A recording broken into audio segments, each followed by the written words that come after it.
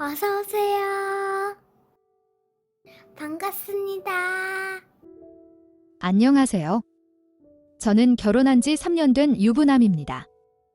아내는 4살 연하로 친구의 소개팅으로 만나게 되었습니다. 저보다 나이는 어리지만 많이 성숙하고 일찍 철이 들어서 그런지 엄마 같기도 하고 누나 같기도 합니다. 하지만 때로는 안타깝고 속상하기도 합니다. 아내가 어렸을 때 교통사고로 부모님은 돌아가셨고 그 후로 고아원에 몇 년간 지냈다고 하였습니다. 아내는 자기가 혼자고 고아라는 현실을 인정하기 시작하면서 일찍 철이 들고 성숙해졌다고 하였습니다. 그러다가 돌아가신 아버지의 친구분께서 아내를 입양하셨다고 하였습니다. 입양하신 그분들이 지금의 장인, 장모님이십니다. 생부생모는 아니지만 아내를 친자식만큼이나 사랑하시고 잘 키워주셨습니다. 그리고 처형이 한 명이 있는데 처형도 입양한 딸이라고 하였습니다. 그래서 아내와 처형은 서로 많이 공감도 하고 의지도 하고 입양해주신 부모님께 항상 감사해하고 있습니다. 이렇게 어렸을 적에 아픈 기억을 가진 아내이기에 더 많이 사랑한다고 표현하고 더 아껴주고 잘해주려고 노력하고 있습니다. 물론 장인, 장모님, 처형에게도 나름 잘한다고 생각합니다. 그런데 최근 들어서 처갓집 분위기가 예전과 다르게 냉랭합니다. 아내가 정확한 이유를 말해주지 않아서 알 수는 없으나 제가 볼 때는 처형과 아내의 의견 차이로 무언가 문제 또는 다툼이 있었던 것 같습니다. 그런데 평소 같았으면 벌써 화해하고 사이좋게 지냈을 텐데 이번에는 오래가는 것 같고 아무튼 평소와 많이 다른 모습입니다. 그러던 와중에 처형에게서 만나서 이야기 좀 할 수 있냐고 연락이 왔습니다. 그들의 가족 문제이기에 관여를 안 하는 것이 맞지만 제법 오랜 시간 다투고 있고 쉽게 해결이 되지 않는 것 같아서 아내에게는 말하지 않고 처형을 만났습니다. 간단히 반주도 하면서 이야기를 할 수 있는 조용한 식당으로 갔습니다. 처형이 이번 일에 관해서 이야기를 할 줄 알았는데 이런저런 안부를 물으면서 일상적인 대화를 하는 것이었습니다. 그래서 편하게 이야기해보라고 하였지만 자기들의 문제라며 말해줘도 딱히 도와주기고 해결해주기도 힘든 문제라고 하였습니다. 그냥 답답하기도 하고 술도 한잔하고 싶어서 연락한 거라고 하였습니다. 몇 번 더 물어보고 말을 꺼냈지만 처형은 거절하였고 그냥 편하게 술이나 마시면서 놀았습니다. 처형은 오랜만에 남자랑 술을 마시니 데이트하는 것 같아서 너무 좋다고 하였습니다. 그래서 편하게 마시라고 하였습니다. 만취하셔도 안전하게 처갓집에 모셔다 드린다고 하였습니다. 만취하고 실수해도 눈 감아 달라면서 처형은 술을 더 시켜서 마셨습니다. 슬슬 취기가 올라오기도 하고 시간도 벌써 새벽 3시가 넘어갔기에 집에 가려고 나왔습니다. 택시를 붙잡고 있는데 저희 집으로 가자는 것이었습니다. 가서 아내와 같이 한 잔 더 하면서 서로 화해도 하고 오해도 풀고 그러고 싶다는 것이었습니다. 아내에게 회사 회식이라고 거짓말을 하고 처형을 만난 것이기에 같이 들어가면 화를 날 것을 알았지만 그래도 둘이서 화해를 한다면 혼나도 괜찮을 거라고 생각했습니다. 그래서 술과 안주를 더 사서 저희 집으로 갔습니다. 가면서 아내에게 연락을 하였습니다. 아내는 교대 근무 중이었고 7시쯤 집에 도착할 테니 그냥 자고 있으라는 것이었습니다. 아직도 한참 남았는데 술을 더 마신다 한들 이야기가 되겠냐면서 화를 냈습니다. 아마도 거짓말을 하고 만난 것 때문에 화가 더 난 것 같았습니다. 그렇게 집에 도착해서 일단 사온 것들을 정리하고 처형은 간단히 씻고 나왔습니다. 침대 가서 주무시라고 하였더니 자기 안 취했다면서 아내 올 때까지 술을 마시자는 것이었습니다. 3시간쯤 지나면 아내가 올 시간이고 토요일이기도 해서 그냥 술을 같이 마셨습니다. 그런데 밤새 마신 술에 씻고 나와서 편한 옷까지 입고 있으니 너무 졸리고 눕고 싶었습니다. 도저히 못 마시겠다면서 소파에 그냥 누웠습니다. 그랬더니 처형이 자기도 졸린다면서 좁은 소파에 비집고 올라와서 같이 눕는 것이었습니다.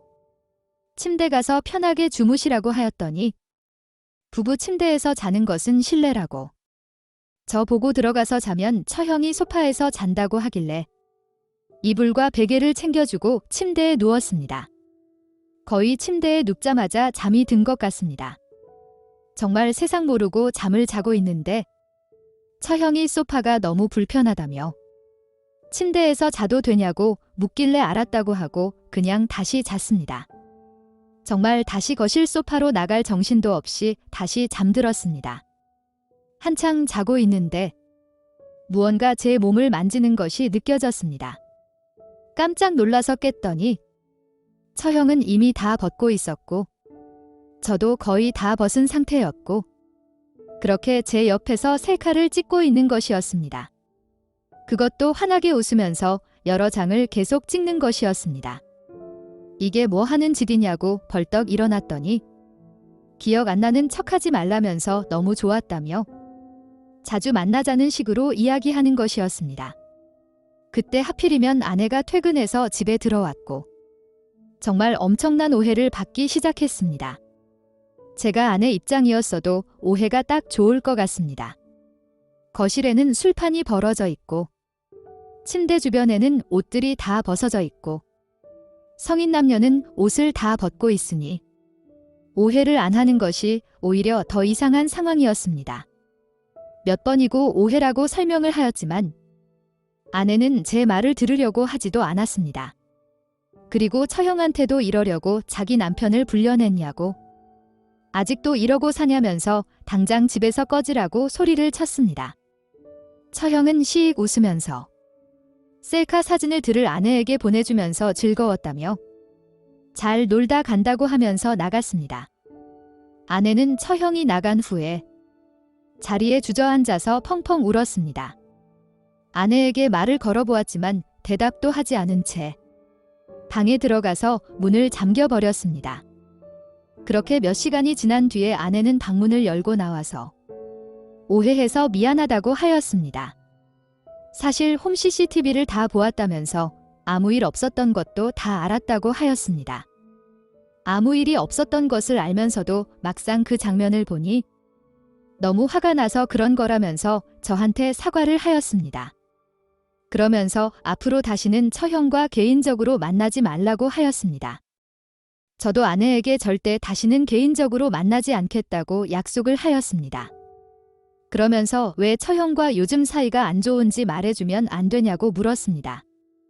자세히 다 알려줄 순 없지만 처형은 입양된 후에 아내가 입양이 되었다고 하였습니다. 그래서 항상 처형이 장모님의 사랑을 독차지하다가 장인의 친구 딸이었던 아내가 입양이 돼서 왔던 것이었습니다. 게다가 안타까운 사연이 있었던 아내에게 특히나 장인어른께서 더 이뻐해 주셨다고 하였습니다. 그래서 어렸을 때 장모님 없을 때 처형이 많이 괴롭혔다고 하였습니다. 그런데 나이가 들고 커가면서 그런 게 없어졌다고 생각했는데 얼마 전에 장모님이 가지고 계신 재산 중 일부를 처형과 아내에게 나눠주는 과정에 처형이 만족하지 못하신 것 같았습니다. 그것도 심지어 처형이 좀 더 가지고 간 거라고 하였습니다. 아내는 고아였던 우리들은 먹어주고 입혀주고 가르쳐주고 키워주고 사랑해준 것만으로 충분한데 재산까지 나누어 주셔서 정말 감사하게 생각한다고 하였습니다.